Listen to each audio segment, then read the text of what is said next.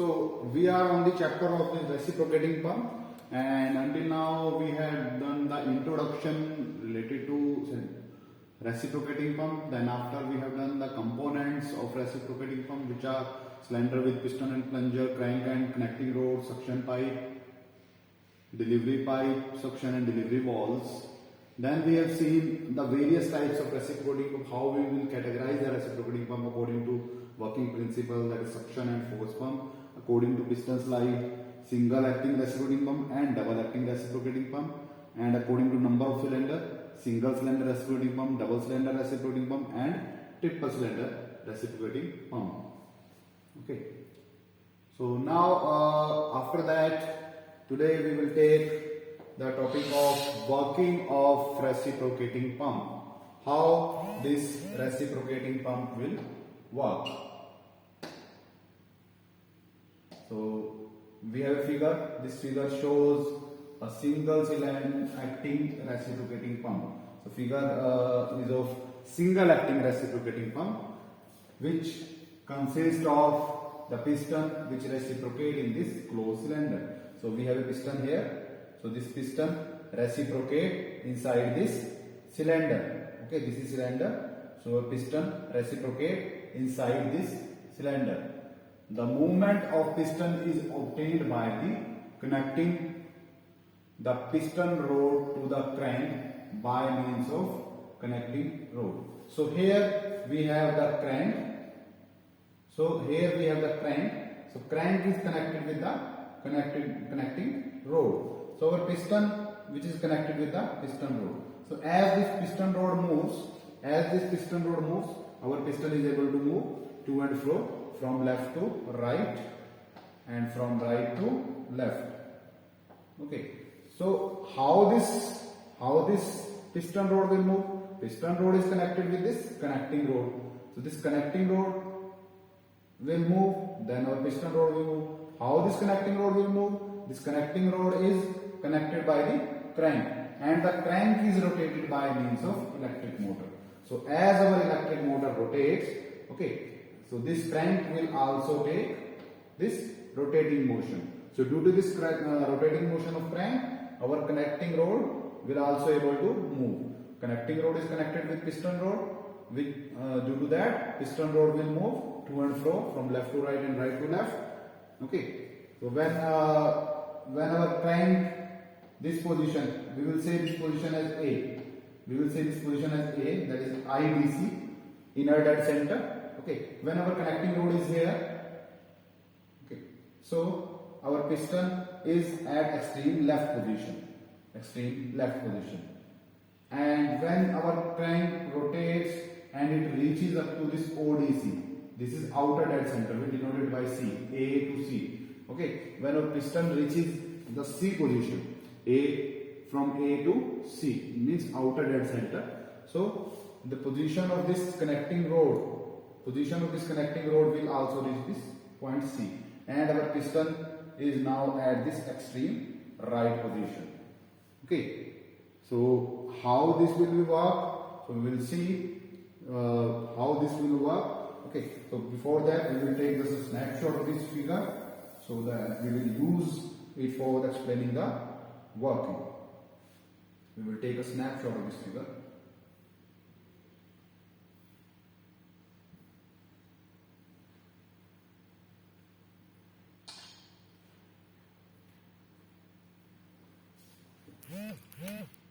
So now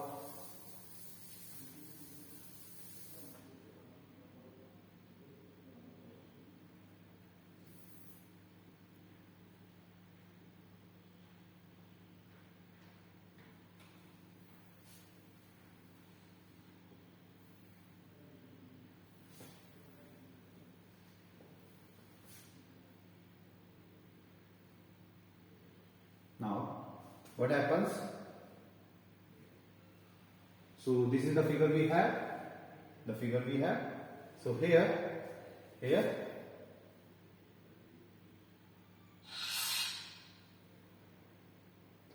suction and delivery pipes with suction valve and delivery valve are connected to the cylinder. So we already know this is our cylinder. So suction valve is here connected with the suction pipe, and delivery valve is here connected with the delivery pipe of the cylinder. The suction and delivery valves are one-way valve or non-return valves which allow water to flow only one direction only. So these valves are one-way valves. So water or liquid which first enters the suction valve cannot able to go back. Similarly, when liquid enters the delivery through the delivery valve or delivery pipe, cannot able to go back. These are non-return valves. So when crankshaft rotating, piston moves to and fro in the cylinder. So due to motion of this crankshaft, so piston will able to move to and fro from left to right and right to left in the cylinder. So when crank is at A, the piston moves at extreme left position in the cylinder. So here, let's say we have the A point A. We have the point A here. Now when crank is at this position A, so piston is at this extreme left position. Okay. So we have piston here at this extreme left position. So as the crank is rotating from A to C, we take this point as C.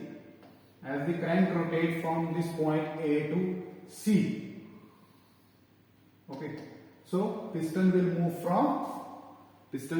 from left to right, okay, and from A to C, this angle theta changes from 0 to 180 degree. When crank rotates from A to C, theta is changing from 0 to 180 degree. The piston is moving towards right in the cylinder. Okay, so angle which is made by crank, changed by the crank, is from 0 to 180 degree. The movement of piston towards right creates the partial vacuum in the cylinder. So as your piston moves in from left to right, so here the space is left in the cylinder now. Okay, so due to this space, okay, so there is no air. So here the partial vacuum is created. But the atmospheric pressure is acting on the liquid in the sum. So whatever the liquid in the sum is under the atmospheric pressure. Okay. So here we have the vacuum pressure, here we have the atmospheric pressure. Vacuum pressure is less than the atmospheric pressure. So water or liquid in the sum will go in the suction pipe and reaches in the cylinder. So atmospheric pressure acting on the liquid in the sum, which is more than the pressure inside the cylinder. So your liquid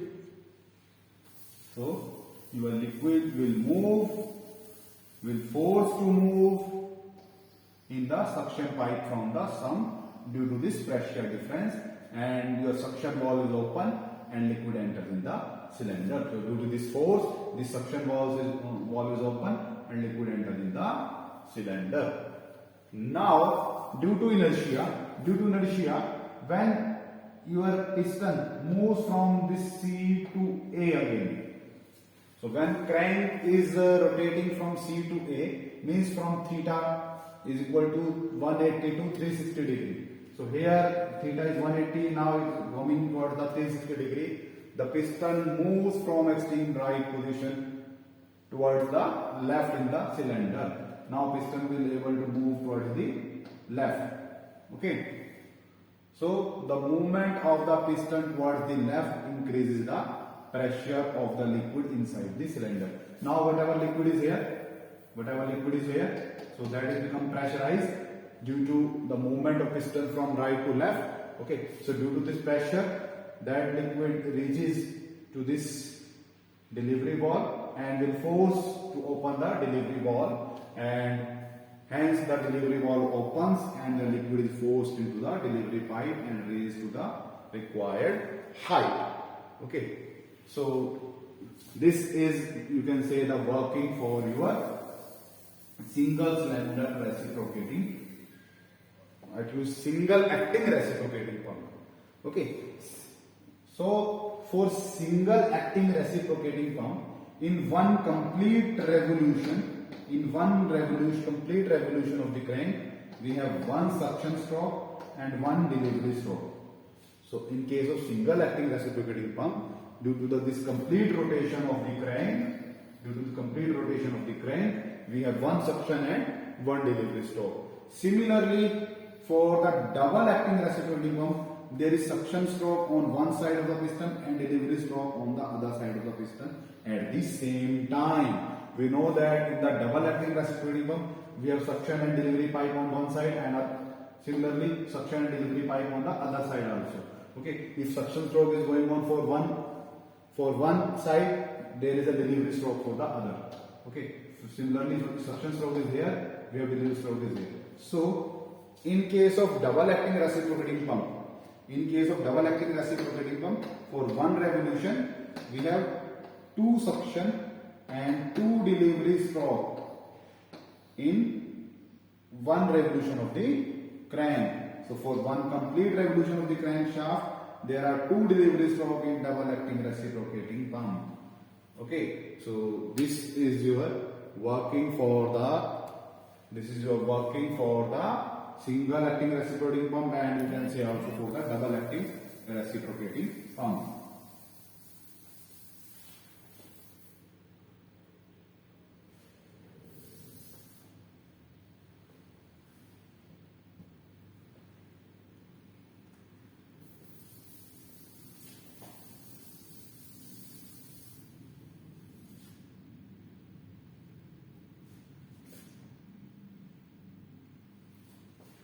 So now we will move further.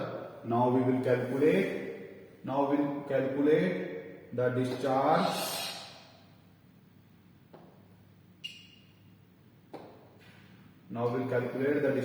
work done of the reciprocating pump. So how much is the discharge, how much is the work done by this reciprocating pump. Okay. So theoretically discharge means Q theoretical is discharge in one revolution and into multiplied by the number of revolution per second.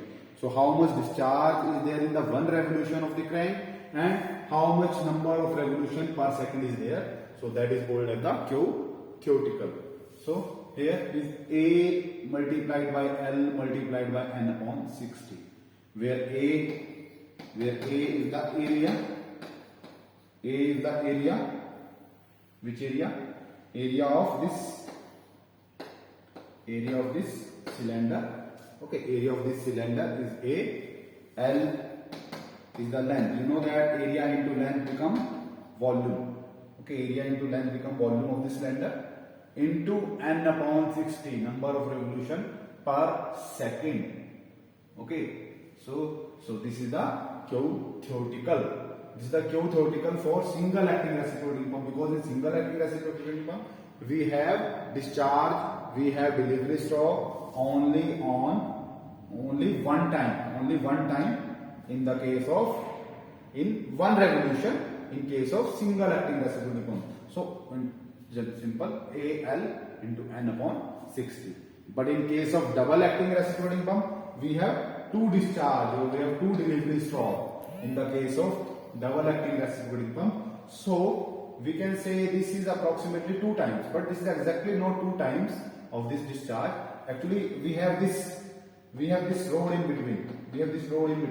If area occupied by this rod is denoted by AP, area occupied by this rod, or we can say area occupied by this piston is AP. Okay, so where AP is the area of cross section of the piston rod. Okay, so this will not contribute on one side. Okay, this side is okay. This side there is no piston rod, but on this side there is a piston rod. Okay, so on one side discharge is ALN upon 60 is okay, but on the other side, so area become less by this amount AP. Okay, so A minus AP into LN upon 60. So ALN upon 60 plus A minus AP into Ln upon 60 is the discharge for double acting reciprocating pump, where AP is the area of cross section of the piston rod. Okay, so when we solve this, we get 2A minus AP into ln upon 60. This is the discharge for double acting reciprocating pump.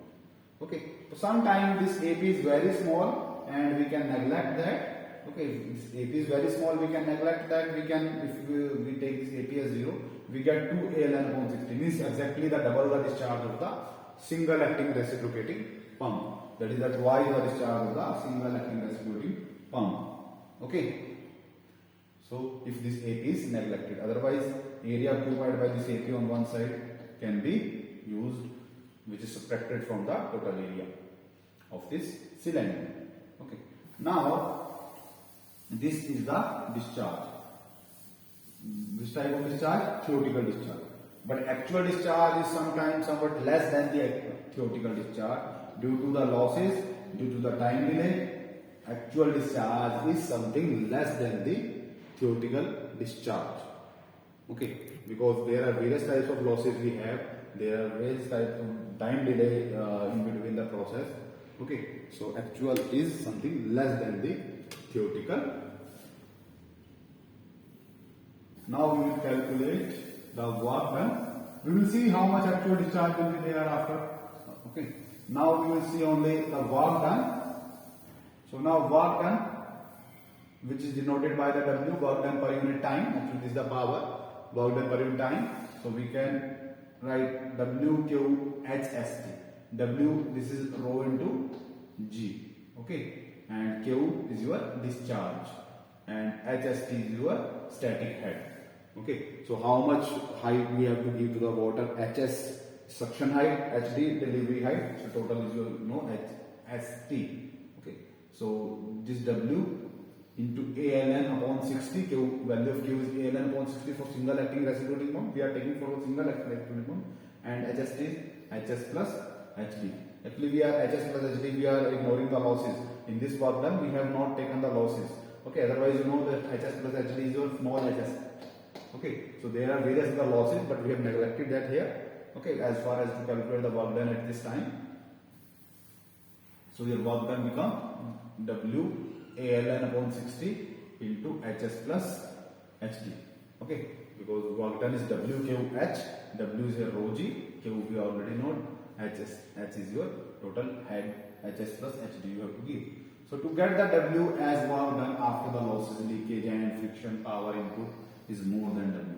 So if we want that our work done is this, if we want that our work done is this should be, then the power input, the input we have to give is something more than this W. We will not give the power input equal to this W so that this much of height is reached. If we want this much of height will be generated, we have to give some more extra power than this work done, to our pump. Okay. So let's say if eta is the efficiency, if eta is the efficiency of your reciprocating pump, so then power input which we have to give is 1 upon eta of your W. So that this much of power should we have to give, so it will generate this much of work and this much of height will be generated. So that is 1 upon eta. The value of this work done per unit time is WALN upon 60 into HS plus HD. So this is the power input we have to give to get this much of the head. Okay. So this is about the work done of the centrifuge, work done of the reciprocating pump. Okay. Now next topic in the same is slip. Slip. What is this slip? So we have seen that theoretical discharge and actual discharge are different things. So there are some various types of losses, leakage losses, etc. are there. So actual discharge will be somewhat less than the theoretical discharge. So the difference between the theoretical discharge and actual discharge is our slip. So that is Q theoretical minus Q actual. It is slip. Okay. We can also express this slip in the terms of percentage. So in terms of percentage, this slip is Q theoretical minus Q actual divided by Q theoretical into 100. Okay. So this is the slip in terms of percentage. How much slip percentage will be there? Okay. So if we solve this, we get this QTH upon QTH1 minus Q actual upon Q theoretical into 100. Now this Q actual upon Q theoretical is your coefficient of discharge, CD. This is the coefficient of discharge. You have already done this type of things in the practical also. Okay, coefficient of discharge, Q actual upon Q theoretical. So 1 minus CD into 100. So their CD is the coefficient of discharge, that is Q actual upon Q theoretical. Okay. Sometimes this slip can be negative also. Sometimes this slip can be negative also. Negative slip means Q actual is more than Q theoretical. Okay. Sometimes this situation will be there. If actual discharge is more than the theoretical discharge, the slip of the reciprocating pump become negative. Or in this case, slip of the pump is known as negative slip. So when this will be happen? So negative slip occurs when the delivery pipe is short. Delivery pipe is very small, okay, small in size, and suction pipe is long and pump is running at very high speed. Your delivery pipe is very short and suction pipe is very long and your pump is running at very high speed. So whatever the theoretically calculated Q will be there, so our actual may be something more than that. So in that case your slip become negative and we call it as the negative slip. Okay, so that's all for the work done. Work, discharge, work done of the reciprocating pump. Next, about the indicator diagram, we will see about this topic in the next lecture. Okay, thank you.